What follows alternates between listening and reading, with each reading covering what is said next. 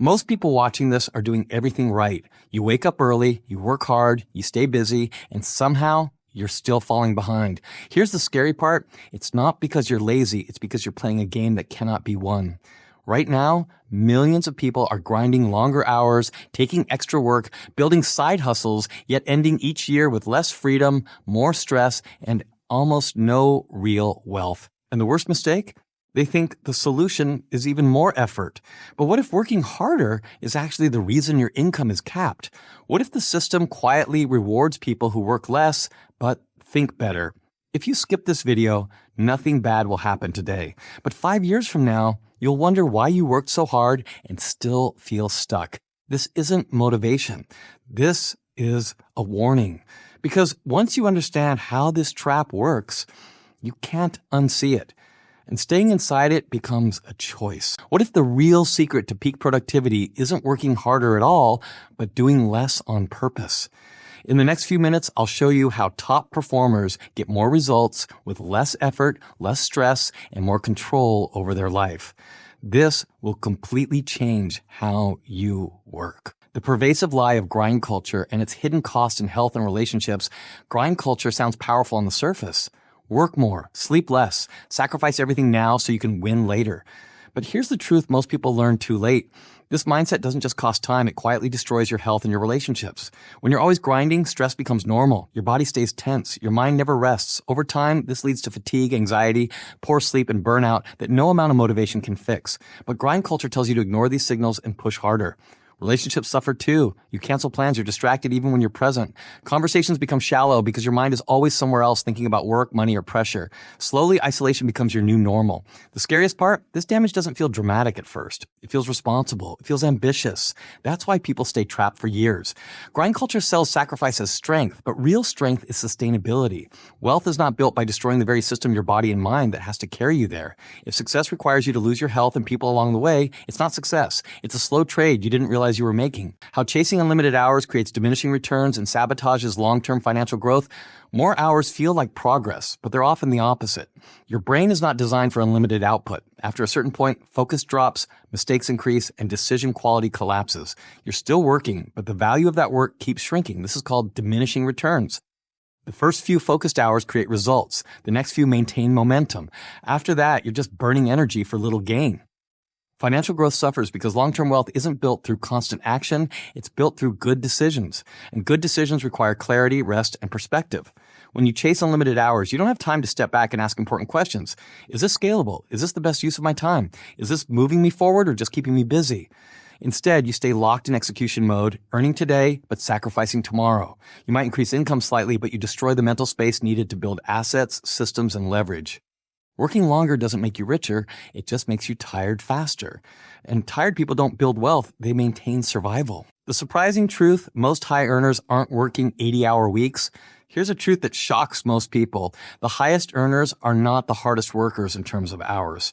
They don't win by doing more. They win by choosing better problems to solve. High earners focus on decisions, not tasks. They spend time designing systems, building leverage, and positioning themselves where results compound. Once the structure is built, effort drops, but rewards continue. That's why they protect their time aggressively. They say no often. They delegate early. They avoid busy work like it's poison. This doesn't mean they're lazy. It means they understand something hustle culture doesn't. Time is limited, but leverage is not. Working 80 hours usually means your income depends on your presence. High earners aim for the opposite structures that work even when they're not involved. The goal was never to work forever. The goal was to make yourself less necessary. And that's the difference between people who stay busy and people who become wealthy. Dissecting the psychological and physiological toll of chronic overwork. Chronic overwork doesn't just exhaust you, it quietly rewires your brain and body against you. When stress becomes constant, your nervous system never shuts off. Cortisol stays high, your sleep gets lighter, your focus fractures. Even when you rest, your mind keeps racing. This isn't motivation, it's survival mode. Psychologically, this creates tunnel vision. You start reacting instead of thinking. Small problems feel overwhelming. Big decisions get delayed or avoided because your brain is overloaded. Creativity drops. Risk-taking turns reckless or disappears completely. Physically, the cost is just as brutal. Chronic fatigue, headaches, digestive issues, weakened immunity, your body starts sending warning signs. But hustle culture tells you to ignore them and push harder. Here's the trap. The more burned out you are, the less capable you become. Yet burnout convinces you that working even more is the solution. That's like pressing the gas while your engine is overheating. Wealth requires a sharp mind, emotional regulation, and long-term thinking. Chronic overwork destroys all three.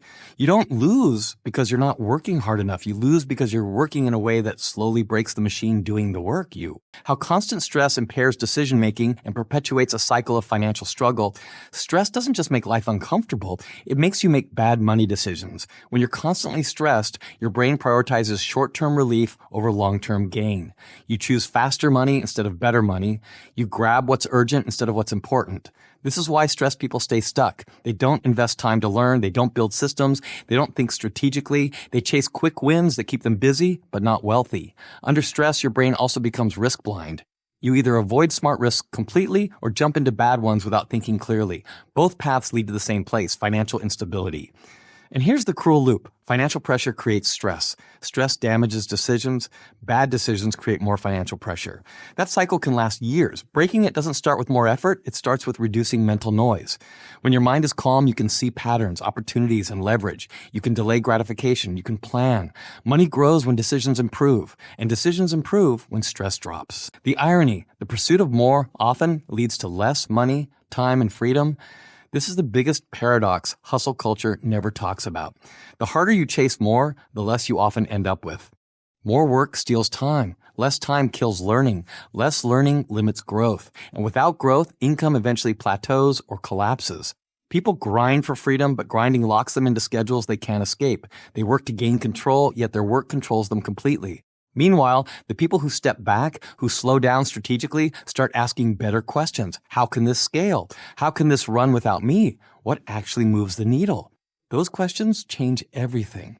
Freedom isn't created by effort alone. It's created by leverage, clarity, and patience. The obsession with constant motion blocks all three. Sometimes doing less is not laziness, it's intelligence. And the moment you stop confusing busyness with progress, you stop leaking time, energy, and money. That's when real wealth finally has space to grow. Introducing the concept of financial leverage beyond traditional investments. Most people think leverage means stocks, crypto, or real estate. That's surface level thinking. Real financial leverage is about multiplying output without multiplying effort. Leverage is anything that keeps working when you stop. Code, content, systems, capital, people, processes. When you work without leverage, every dollar you earn requires your presence. No work, no income. That's not freedom, that's a fragile setup. High-level earners design once and benefit repeatedly. A YouTube video that earns for years. A system that sells while they sleep. A skill that compounds in value. This is why effort alone doesn't create wealth, structure does. The wealthy don't ask, how much can I work today? They ask, how can this work without me? The moment you understand leverage, money stops feeling like a grind and starts feeling like engineering. Understanding how to multiply your output without multiplying your time input time is the only resource you can't scale. So wealthy people stop trying. Instead of adding hours, they add multipliers. One idea shared publicly can outperform 1,000 private efforts. One optimized system can replace dozens of manual actions. One high-leverage skill can out-earn years of low-value labor. This is why smart creators obsess over systems, not schedules. They batch, they automate, they reuse. They let tools do the boring work while they focus on thinking and direction. Most people are busy producing. High performers are busy designing. The goal isn't to work faster, it's to make your work heavier, so each action carries more impact. If your income requires your constant attention, it will always cap your freedom. Examples of digital leverage and smart automation for exponential growth. Digital leverage is the cheat code hiding in plain sight. Content is leverage. One video can educate, sell, and build trust for years. Automation is leverage. Emails, funnels, and systems don't get tired. AI is leverage. It compresses hours into minutes and removes friction from execution. Imagine this. You create once. The system distributes endlessly. Revenue becomes repeatable instead of exhausting.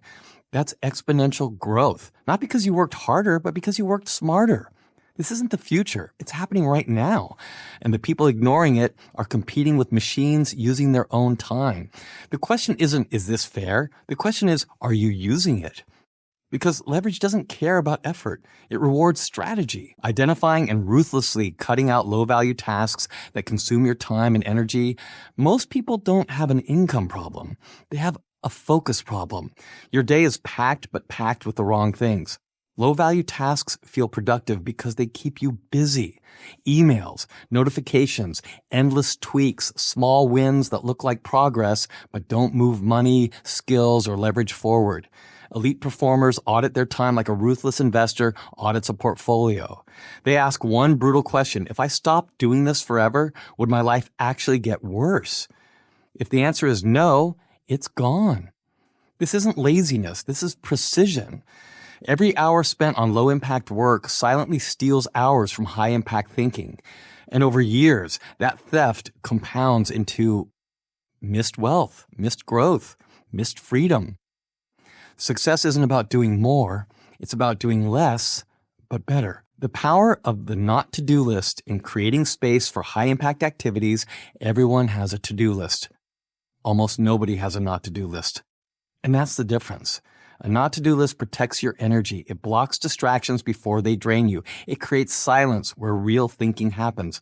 High performers don't rely on motivation. They rely on boundaries. They intentionally remove reactive tasks, constant interruptions, low ROI commitments. People who drain focus, that empty space, that's where leverage is built. Creativity needs room. Strategy needs quiet. Wealth needs focus. If your schedule is full, your future is capped. The not-to-do list isn't about restriction. It's about making space for what actually matters, focusing on the vital few that generate 80% of your desired results. Here's the uncomfortable truth. Only a small fraction of what you do actually changes your life. Most results come from a few actions repeated consistently. High-level earners identify those actions and obsess over them. One skill, one system, one channel, one leverage point. Instead of chasing everything, they double down on what works.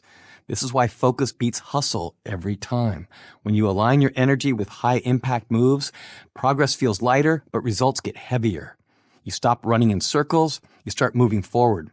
And suddenly, success feels less like burnout and more like momentum. Implementing counterintuitive productivity systems, deep work, strategic breaks, focused sprints.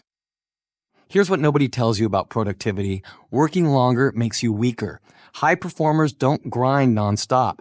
They operate in controlled bursts.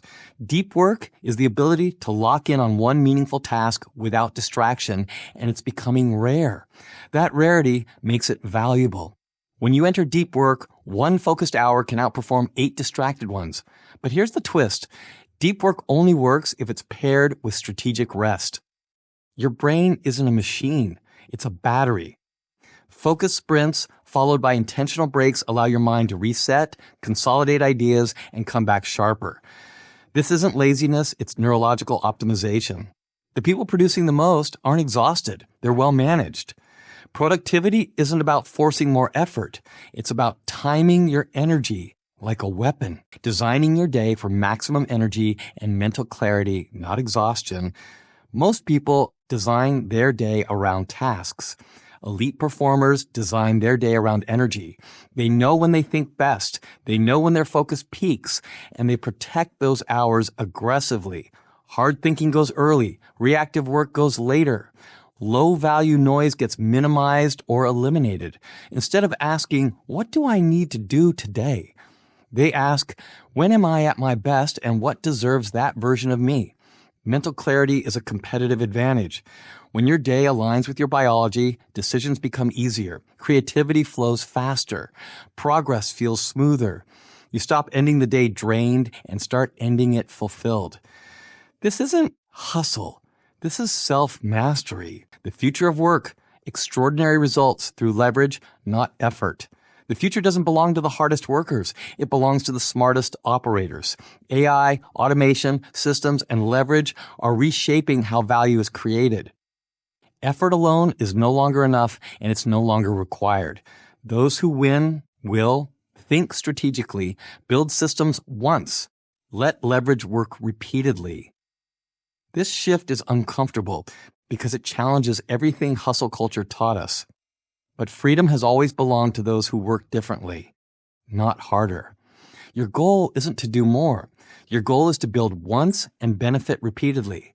That's the new operating system. And once you adopt it, going back to grind culture feels impossible.